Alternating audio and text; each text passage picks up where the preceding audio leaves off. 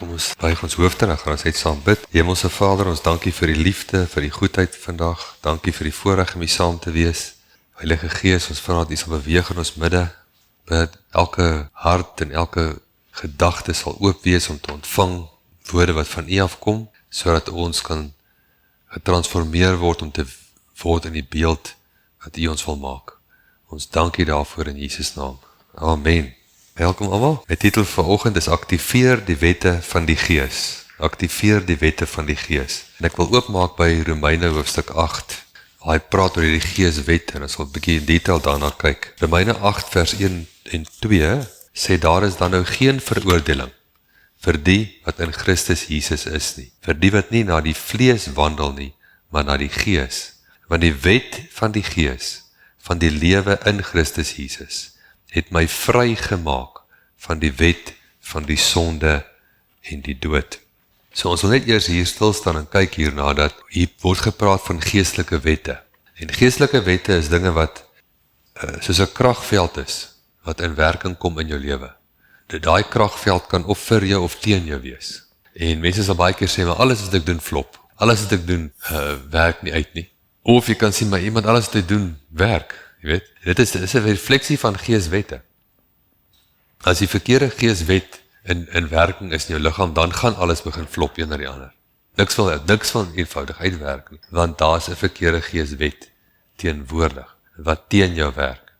En as alles vloei in jou rigting, dan kan dit wees dat dit die regte geeswet is wat aan die werk is. Nou praat hy van twee geeswette. Hy sê die wet van die sonde en die dood. Dis nie 'n goeie een nie. Wet van die sonde en die dood. So dit is 'n wet wat vloek bring, vernietiging, verlies ensovoorts.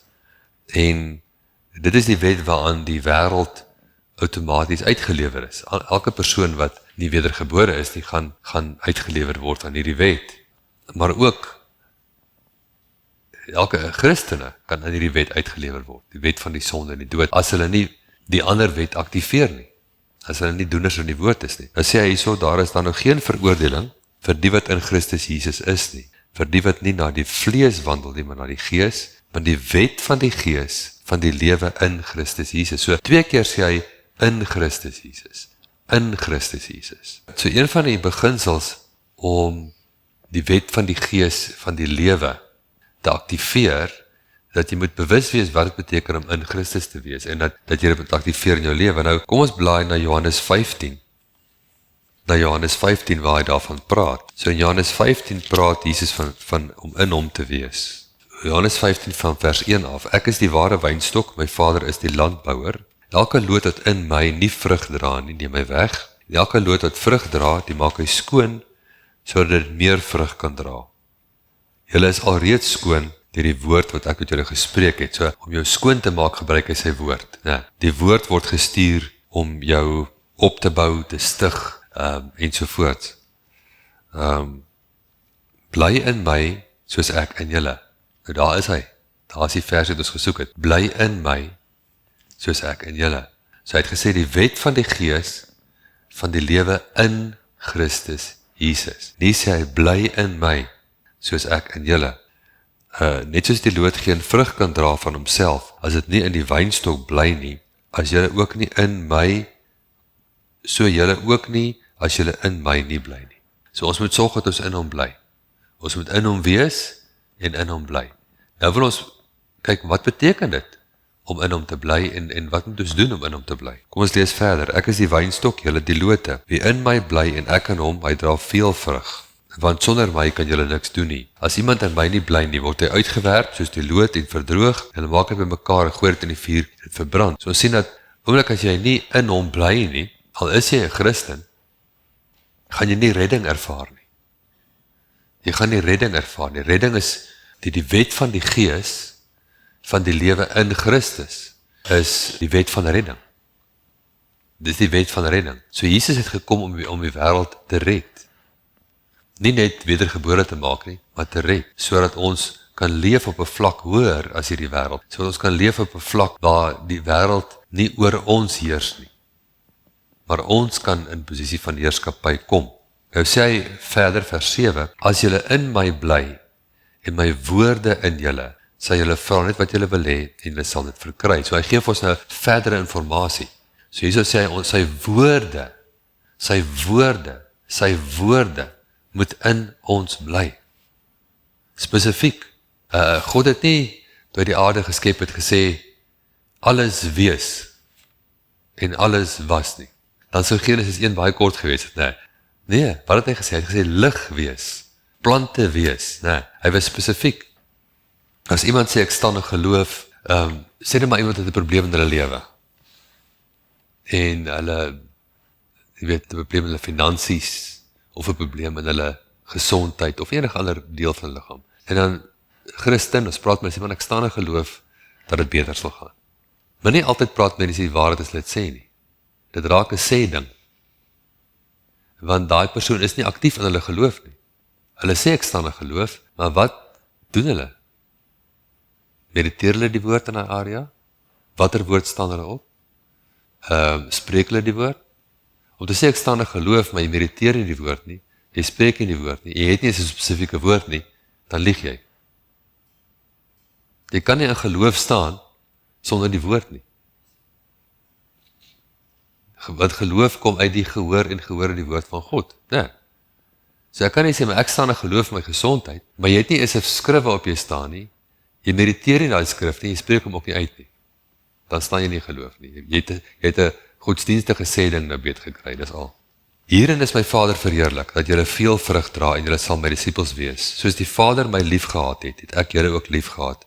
Bly in die liefde van my. As julle my woord bewaar, sal julle in my liefde bly. En goed, so hier gee hy vir ons nou verder openbaring oor wat dit beteken om in hom te wees. Dit beteken om in sy liefde te wees. In sy liefde te bly. Bly in die liefde van my. En ons het reeds baie keer daarna gekyk in ons gemeente. Kom ons gaan weer eens na 1 Johannes 4 toe. Waar Johannes dit verder uitbrei. En hy sê daar in 1 Johannes 4 vers 14, vanaf vers 14. En ons het aanskou en ons getuig, dat die Vader, die Seun, as redder van die wêreld gestuur het. Dis amazing. Elkeen wat bely dat Jesus die Seun van God is, God bly in hom en hy in God. En ons sê die liefde wat God tot ons het, leer ken en geglo. God is liefde. En hy wat in die liefde bly, bly in God en God in hom. Hierin het die liefde by ons volmaak geword, dat ons vrymoedigheid kan hê in die oordeelsdag, want soos hy is ons ook in hierdie wêreld. Daar is geen vrees in die liefde nie, maar die volmaakte liefde dryf die vrees buite of uit, want die vrees sluit straf in, en hy wat vrees het nie volmaak geword in die liefde nie. Ons het hom lief, omdat hy ons eerste lief gehad het. Geregtigheid is 'n liefdesgeskenk van God af.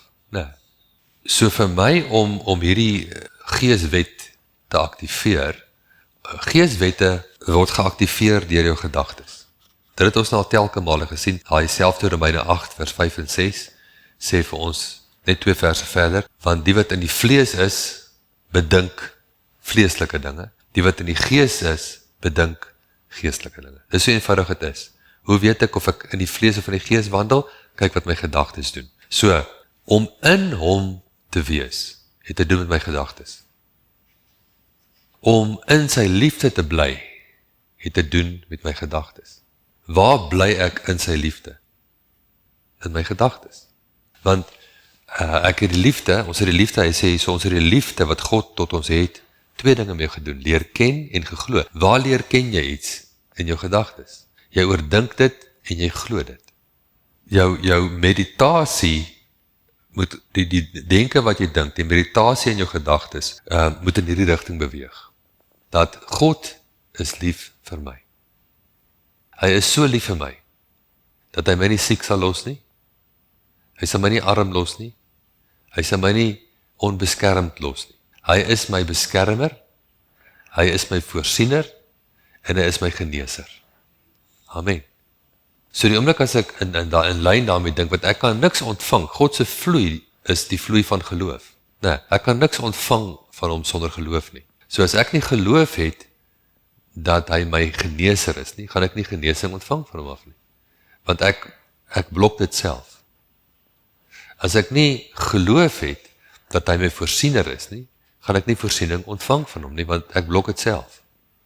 Ek laat my eie menslike redenasie en my denke oorskry dit wat hy sê.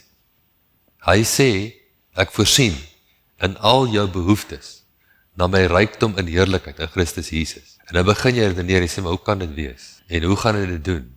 Dink ek moet so 'n lening probeer kry. Jy verstaan? Nie dat 'n lening verkeerd is nie, maar dit is nie die hoogste vloei wat hy vir jou het nie, né? Teruggaan na Romeine 8, kom ons lees eens weer Romeine 8, Romeine 8 vers 1 en 2, daar is dan nou geen veroordeling vir die wat in Christus Jesus is nie, vir die wat nie na die vlees wandel nie, maar na die gees. So daai wet gaan twee kante doen, as jy ander mense veroordeel, dan gaan jy veroordeling ervaar. As jy ander mense oordeel, dan gaan jy geoordeel word. Noemlik as jy iemand oordeel, dan nooi jy die wette van die gees uit, om jou te oordeel in daai area. Wie vind, ek dink dis 'n goeie idee. Dis 'n beter idee en oordeel nie, en jy sal nie geoordeel word nie. Hoe maklik oordeel ons mense, né? En op oomblik as ons dit doen, dan is daar geeswette wat ons teen onsself in werking stel. Ons oordeel iemand, en nou gaan ons geoordeel word. So as ek in my gees, as ek wil volkome vergifnis ervaar, dan moet ek volkome vergifnis gee.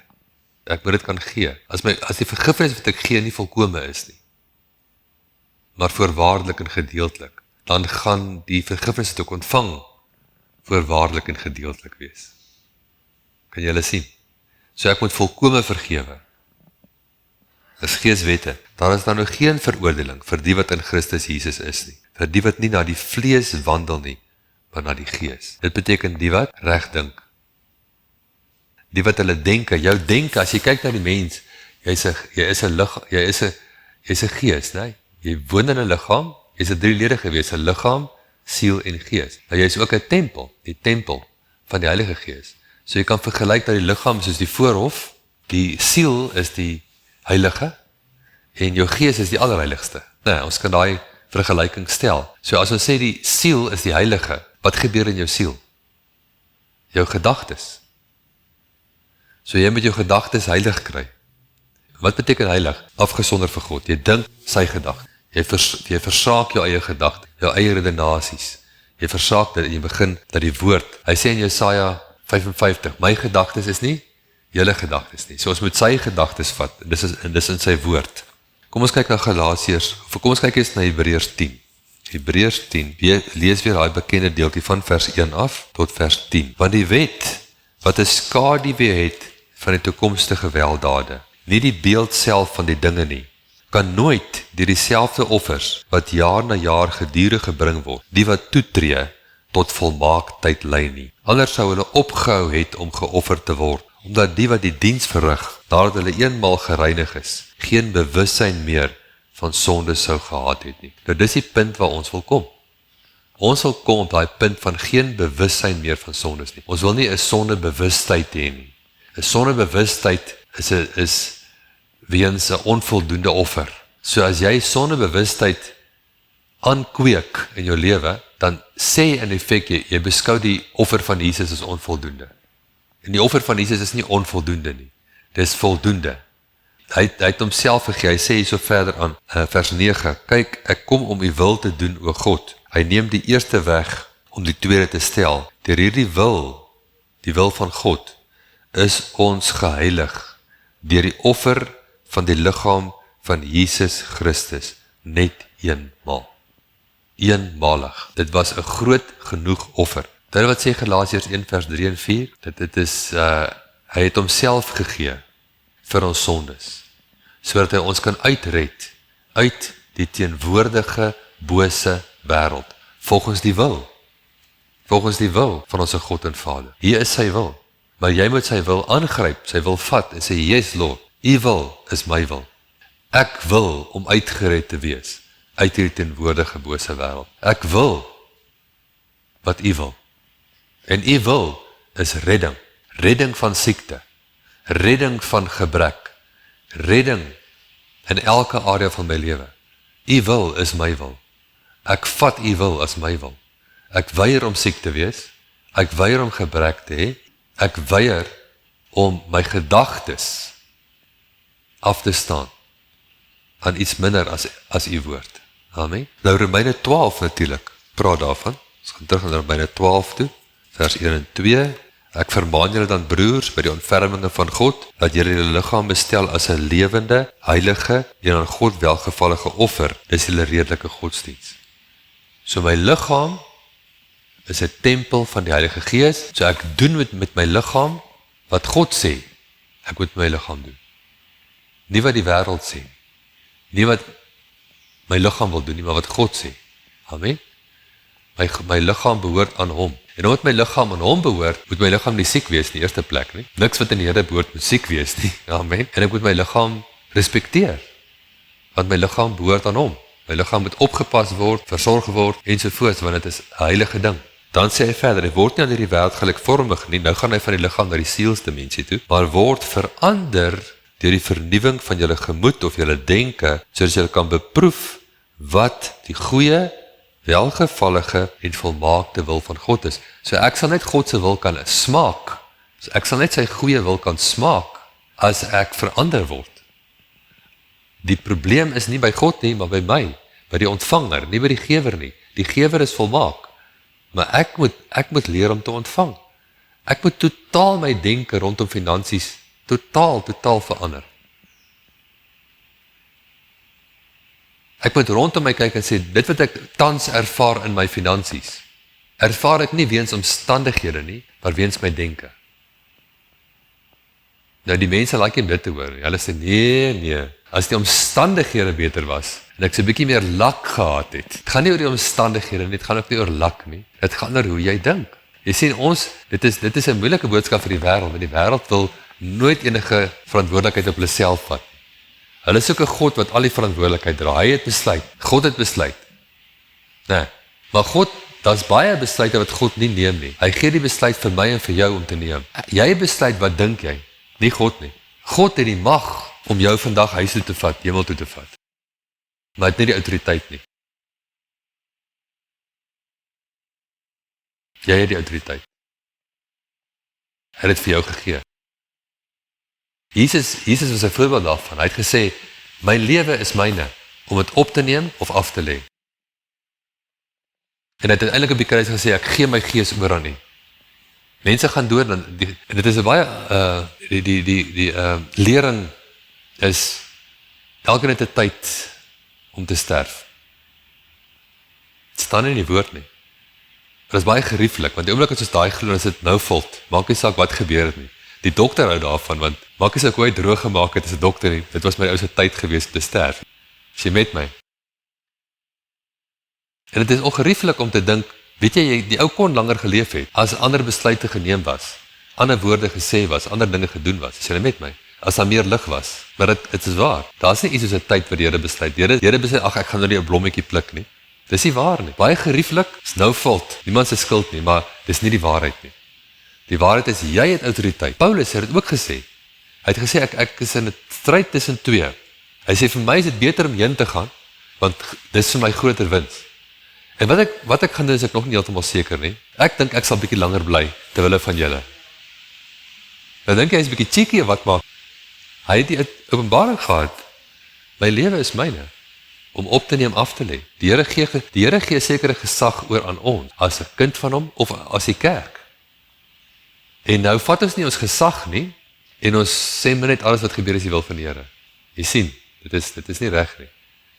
As jy weet, jou lewe is klaar gelewe, en jy is nou moeg vir die aarde, dan kan jy gaan. Maar Psalm 91 sê, ek sal jou versadig met 'n lang lewe. Dat beteken, as jy nog nie versadig is nie, lewe nog 'n bietjie. Jy moet lewe tot jy versadig is. Amen. Jy moet jou kleinkinders sien, en jy moet versadig raak. Dan kan jy gaan. Amen. En dan gaan jy op jou terme, nie op die duiwel, jy word nie gevat nie, jy word nie gesteel nie. Amen. Jy het die gesag. Ons moet hierdie standaard daar stel, ons moet dit, as ons dit nie gaan preek nie, hoe gaan ons oor daar uitkom? Dit is die wil van die Vader. Nou kyk na, soos ons nou gesê, Romeine 12:2, word verander deur die vernuwing van julle denke, né? Dis sy woord metamorfose, en dadelik dink ons terug in Romeine 8, vers 5 en 6, wat sê, dat die wat vleeslik is, bedink vleeslike dinge. Die wat geestelik is, bedink geestelike dinge. En ons weet ook, jy kan nie een gedagte verplaas met 'n ander gedagte nie. Jy moet dit antwoord. 2 Korintiërs 10 sê vir ons, ons moet elke gedagte gevange neem. Tot gehoorsaamheid aan die gesalfde een en aan sy lasverwyderende, jukvernietigende krag. So Dawid het na Goliat gekyk, dat 'n gedagte gekom, dat die ou is nogal fris, hoor. Daar kom 'n gedagte, die ou hy gaan my breek, né? Maar Dawid het hom opgeweeg teen die lasverwyderende, jukvernietigende krag van God. Hy het gesê, hierdie is 'n las, hierdie is 'n juk, en ek is gesalf met lasverwyderende, jukvernietigende krag. Jesus se fokus was nie die kruis nie. Dit staan ook in Romeine 12, in Hebreërs 12, kyk mooi. Sy fokus was nie die kruis nie. En dis hoe hy die kruis kon deurstaan. Vers 2 van Hebreërs 12, die oog gefestig op Jesus, die leidsman en volëinder van die geloof. Daai woorde beteken initieerder en die finale afronder. Dit is 'n meer akkurate vertaling. Hy is die initieerder van ons geloof, en hy is iemand ons geloof finaal afrond. Ons geloof is jou kosbaarste besitting wat jy het. Dit is belangriker as jou beursie, dit is belangriker as jou selfoon, of jou laptop, of enigiets wat jy het, is jou geloof. En dit is 'n ding wat niemand van jou kan, die duiwel kan nie jou geloof steel nie. Hy sal probeer, maar jy hoef dit nie toe te laat nie, né? En jou geloof kan soos 'n instrument word in jou hande, waarmee jy enigiets kan regkry. Deur geloof kan jy vir jou finansies transformeer. Jy onherkenbaar word. Deur geloof kan jy jou liggaam transformeer. Deur geloof kan jy jou verhoudings, jou huwelik transformeer. Amen. Maar vir geloof is onder andere 'n verwagting. Toets jouself bietjie daaraan. As jy gewoonlik in die oggend as jy opstaan 'n pyn kry, wat gebeur na 'n ruk? Jy verwag die pyn. Die pyn kom ons altyd in die oggend. Nou geloof verwag nie die pyn nie. Jy moet nou mooi hoor. As jy in geloof staan, verwag jy nie meer die pyn nie. Amen. Of sê net maar alles gaan heeltyd verkeerd. Dan sê maar elke 3de week gaan iets verkeerd. Nou kom die 3de week en sê, dis nou weer die 3de week. Wat verwag jy? Wat is jou, so deel van geloof is verwagting. Kom ons meet onsself. Kom ons toets onsself bietjie. Kom ons word werklik. Kom ons word reël.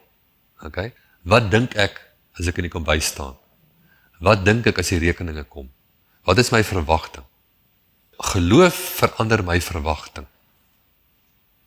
Ek het skielik 'n ander verwagting. Maar jy sal sien, dit is nie altyd so maklik nie, want daai ou verwagting wil altyd oppop. Hy wil altyd daai ou verwagting. Ek verwag hierdie persoon gaan lelik wees met my. Ek verwag dit. Die persoon was so lank met my lelik gewees dat ek nou verwag hulle moet lelik wees met my. As ek in geloof wil staan vir die verhouding, dan moet ek 'n ander verwagting hê. As jy weet my, ek moet op 'n verwag die persoon gaan lelik wees. Al is hy of sy weer lelik. Okay? Ek moet my verwagting verander. Die oog gefestig op Jesus, die begin en volëinder van ons geloof, wat vir die vreugde wat hom voorgehou is, die kruis verdra het. Sy oog was nie op die kruis nie. Sy oog was op die vreugde wat hom voorgehou het. Die kruis het hy net verdra.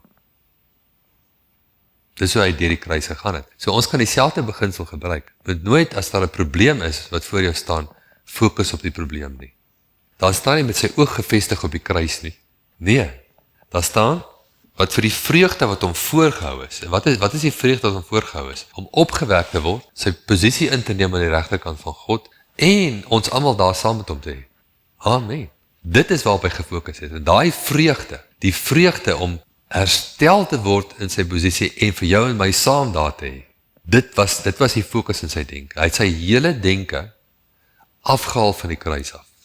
Afgehaal van dit wat hy ervaar daar en op daai ding gefokus. Daar so 'n liedjie wat gesing was, when he was on the cross, I was on his mind. En dit is so absoluut skriftuurlik as wat jy kan kry. Toe hy op die kruis was die kruis nie op sy gedagtes. Amen. Dit sal dit onuithoudbaar gemaak. Toe hy op die kruis was jy op sy gedagtes. Ek was op sy gedagtes. Ons verheerlik saam met hom. So nou moet ons leer uit sy voorbeeld. As ek my finansies wil verander, dan kan ek nie die skuld op my gedagtes hê en die behoefte op my gedagte hê nie. Ek moet die deurbraak, die uiteindelike ding op my gedagte hê, die voorsiening. Ek het gegee, aan my sal gegee word, 'n goeie maat, ingestamp tot oorlopends te vol, sal die mense in my boesem gee. Dis waarop ek fokus. Ek fokus nie op die pyn in my liggaam nie. Ek ignoreer die pyn in my liggaam en ek fokus op die beeld. Nou, Romeine 15 vers 13. So ons het al reeds baie gelering gegee rondom Romeine 4, hè? Jy onthou Romeine 4 sê dat Abraham het teen hoop op hoop geglo volgens wat gesê was. En toe ons daai versie ontleed het ons gesien, hy praat van wat was gesê, soos die sterre aan die hemel en die sand in die seestrand. So, dis prentjies. So, het God gegaan en het prentjies gegee vir Abraham. Ons sien dieselfde in Jakob, waar hy by die bokke sit, en hy kry al die gespikkeldes, maar niemand is gespikkeld nie. Skelm ou Laban, né? Ou Laban sê, jy kan al die gespikkeldes kry, maar nie een is gespikkeld nie. Hulle het lam glad nie gespikkeld nie. En wat maak Jakob? Hy gaan sit by die waterbakke en hy sit populierlatte op en hy sny dit so vol spikkels. En hy kyk vir die bokke deur die populierlatte as hulle daar by die water. Hy verander sy innerlike beeld. Okay, so ons het geleer uit Romeine 4 dat die woord hoop in die Bybel is nie wat die wêreld as die woord hoop beskou nie. Die wêreld sê ek hoop die Springbokke wen. Maar wat hulle eintlik aan bedoel, hulle wens. Dis nie hoop nie, dis wens, okay? Hoop is 'n baie sterker woord. Die Bybelse woord hoop is waar is jou innerlike beeld, jou innerlike fokus. Abraham moes sy hoop afhaal, die hoop waarteen hy oorgestaan het was sy eie liggaam. Die negativiteit van om 100 jaar oud te wees, né? En hoe gaan jy 'n kind kry? Op 100 jaar? Dit is onmoontlik. So hy moes wegkyk van die huidige realiteit. En hy moes kyk na 'n nuwe hoop. Nou, dit is wat Bybelse hoop beteken. Nou, as ons nou hier, nou kan ons met dit in gedagte, lees ons nou Romeine 15 vers 13. En mag die God van die hoop, dis 'n titel nou, né? Daar is ook 'n vertaling wat sê die God van alle hoop, the God of all hope. Mense, daar bestaan nie iets soos valse hoop nie. Nie in die Bybelse sin nie. In die Bybelse sin is alle hoop waar. Alle hoop goed. As iemand se hoop steel, het hulle alles van hulle gesteel. As hy nie meer hoop het nie, dan het jy alles van hom gevat. Is jy met my? Jy moet hoop hê. Hy is die God van hoop. Alles begin by hoop. So wat is hoop? Hoop is om 'n innerlike prentjie te bou, gegrond op die beloftes. En ons gaan sien, dit is God se koninkryk stelsel, is die beloftes kardinaal. Ons moet altyd teruggaan, ons gaan nou kyk in 2 Petrus 1, wat julle al reeds ken, hè? Van die beloftes. Hy gee die beloftes, om jou deelgenoot te maak. So hoe gaan jy, ja, ek staan in geloof. Mooi, waarop staan jy spesifiek? Ag, niks spesifiek nie. Jy staan in geloof en jy bluf jouself, man. Jy kan nie sê, ek staan in geloof, as jy nie eens kan sê, wat vers jy op staan nie. Want jy mag geloof hê, ja, maar jy is nie in jou geloof nie. Die feit dat jy 'n kar het, is goed. Maar wie vind julle is in jou kar op die oomblik? Nie een nie, julle is in die saal. So om geloof te aktiveer, moet ek in my geloof inklim en om begin werk. En om dit te doen, moet ek na die woord toe gaan, wat die probleem dek. Of dit nou finansies is, of dit nou my gesondheid is, of dit my verhoudings is. Ek moet na die woord toe gaan. Ek moet die woord ek moet my verneder voor die woord. As ek in die woord iets sien wat ek moet verander, dan beter ek dit verander. Ek moet bereid wees om anders te dink. As die woord vir my sê, dink anders, dan sê ek, amen, ek dink nou anders. Ek leer myself anders dink. Is julle met my? Nou sê hy, mag die God van alle hoop julle vervul met alle blydskap en vrede deur die geloof, dat julle oorvloedig kan wees in die hoop, deur die krag van die Heilige Gees. Die King James vertaling van daai versie sê, now the God of hope fill you with all joy and peace in believing, that you may abound in hope through the power of the Holy Spirit. Kan jy glo dat die Heilige Gees raak betrokke by jou interne prentjies? Dis wat hy daar sê. Die Heilige Gees raak betrokke by wat jy sien in die binnekant. Sien jy jouself, die prentjie wat jy sien, is dit 'n prentjie wat die Heilige Gees betrokke by kan raak? Hy gaan nie betrokke raak by 'n prentjie van disaster en van negativiteit nie. Hy raak betrokke by die prentjie wat in jou is, wat uit sy woord uitkom. En sy woord sê, deur sy wonde is ek genees. So ek sien myself genees. Amen. Ek oefen dit. En dit word gebou in my. As ek myself werklik genees sien, dan begin ek 'n genesingsverwagting kry, né? Dis soos toe ek my kuitseer gemaak het daar jare terug by die muurbal en ek skeer daai kuitspier en nou gaan ek vir fisio en na so 2 maande by die fisio, toe hinkepink ek nog steeds. En eendag toe kyk die fisio my so en sê vir my, jy kan nou maar reg loop, hoor. Jy kan nou maar reg loop, hoor. Sê ek dankie. Dat 'n punt gekom waar ek moes 'n besluit neem, ek gaan nou op 'n hinkepink. Ek gaan nou reg loop. Want daai besering het aan my kop ingekom. En nou beskerm ek daai ou beentjie van my. En ek moes op 'n stadium my beentjie ignoreer en reg loop. Dat daai les geld vir jou finansies. Dit geld vir elke aspek van hoe jy in geloof ontvang. Ek ontvang deur verwagting. Ek staan nie in geloof as my verwagting nie reg is nie.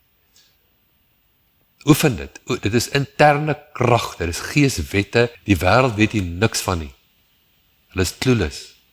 Die Here vertrou jou vandag met vertroulike inligting, inside information. Dis hoe die wêreld aan mekaar gesit is, dis hoe dit werk. Daar's 'n koninkryk in jou. Dit gaan oor jou vrede. Hy is die prins van vrede, die vredevors. Hy sê my vrede laat ek vir jou na. Bou vrede. Moet geen gedagte aanvaar wat nie na vrede toe lei nie. Elke gedagte wat jou wegvat van vrede af, is van die vyand, guaranteed. Want hy is dan teenoorgesteld van die vredevors. Romeine 8 vers 24 sê, want ons is gered in hoop. Maar die hoop wat gesien word, is geen hoop nie.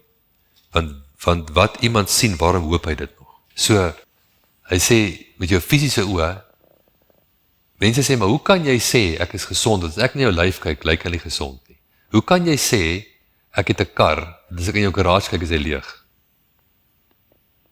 Hy sê, maar ons is gered in hoop. Ek sien die kar in my garage wat jy nie kan sien nie. Want ek het hoop. Ek het saad gesaai vir 'n kar.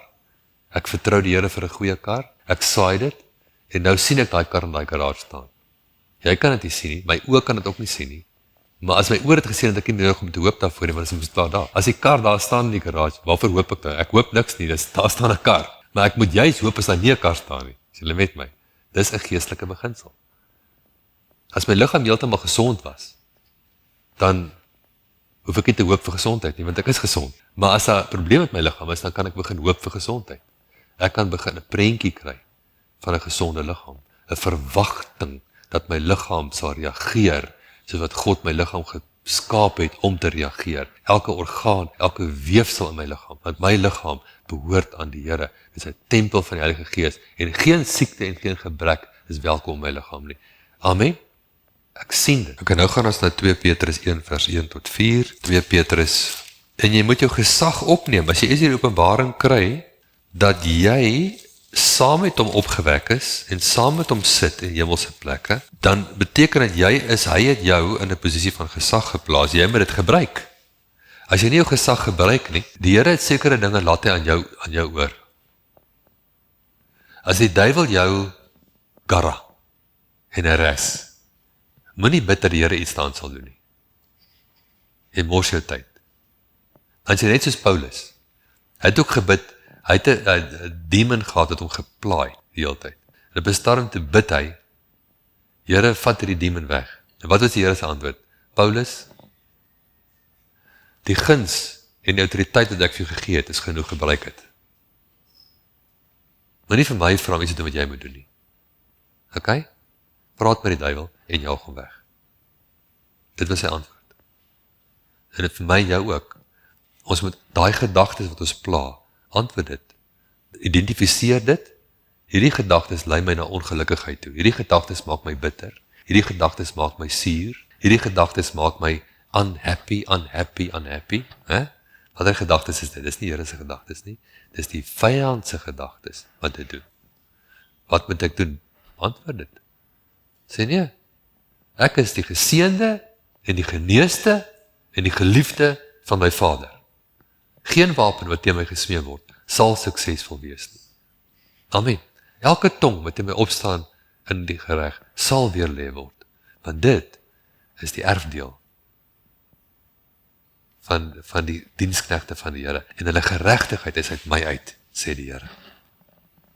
2 Petrus 1 vers 1, Simon Petrus, 'n dienskneg en apostel van Jesus Christus, aan die wat net so 'n kosbare geloof as ons verkry het. So hy sê vir jou, hier's 'n groot openbaring. Jy en ek het dieselfde geloof as wat Petrus gekry het, as wat Paulus gekry het.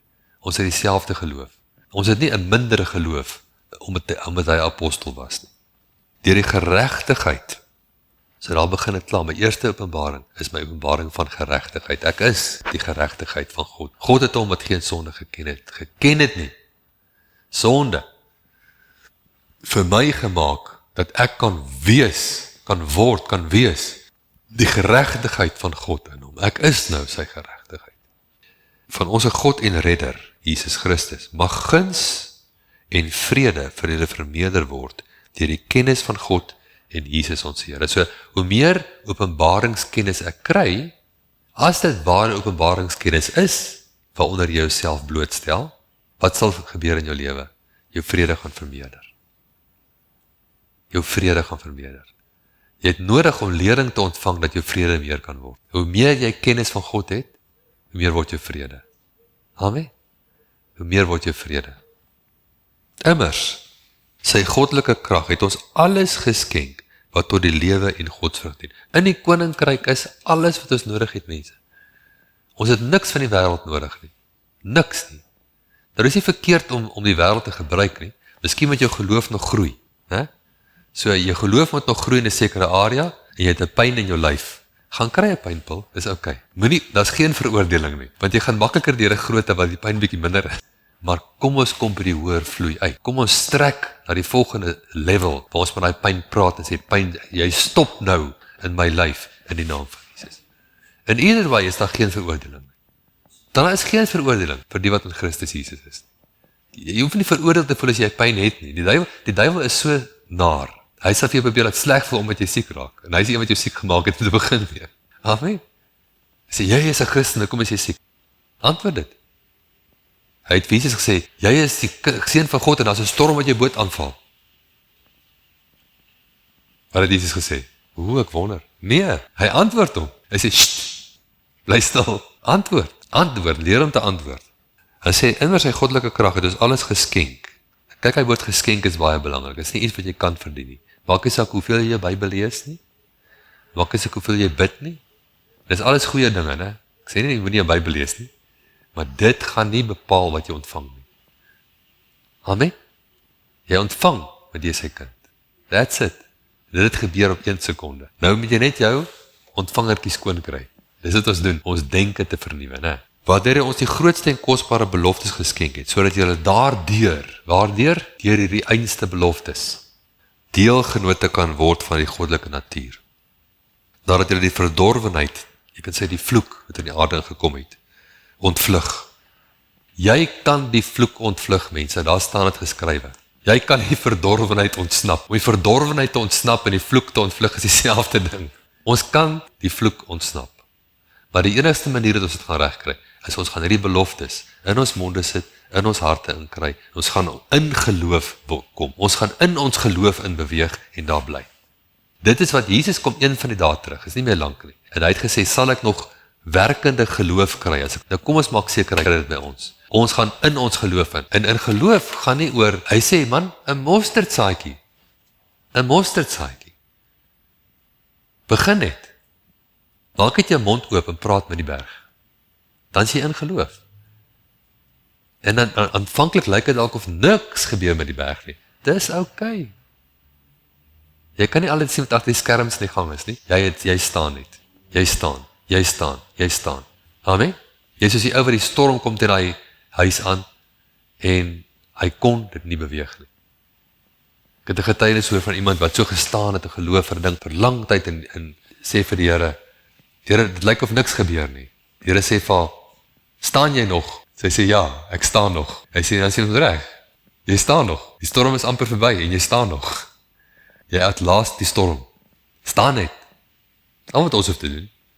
Ons gaan nie God se deel doen nie, ons doen ons deel. Ons deel is om te staan. Al wat ons doen, is sy die woord in ons monde, ons sit hom in ons hart en ons staan. Dis al.